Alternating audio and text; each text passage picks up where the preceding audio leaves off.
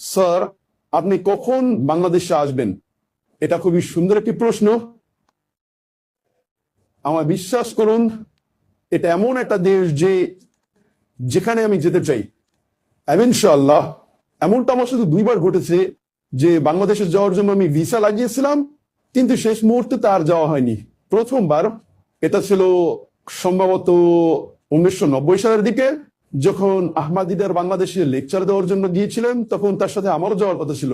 আমার ভিসাও অ্যাপ্রুভ হয়েছিল, কিন্তু শেষ মুহূর্তে সেই জায়গা ক্যান্সেল করতে হয়। এবং দ্বিতীয়বার ছিল 2013 সালের জানুয়ারিতে, যখন আমি ভিসা লাগিয়েছিলাম। আমার মনে আছে তখন আমি সৌদি আরব থেকে বাংলাদেশে আসতে চাইছিলাম। তো রাজনৈতিক অবস্থাও তখন খুব ভালো ছিল না, আর তারাও তখন বলেছিল যে আপনি এখানে আসলে অনেক বড় জনসমাগম হবে, তো আপনারা কিছুদিন পরে আসাটাই ভালো হবে, আর যে কারণে এত বিলম্ব। তো এখন প্রশ্নটা হলো, আমি কখন বাংলাদেশে আসবো? এবং আমরা জানি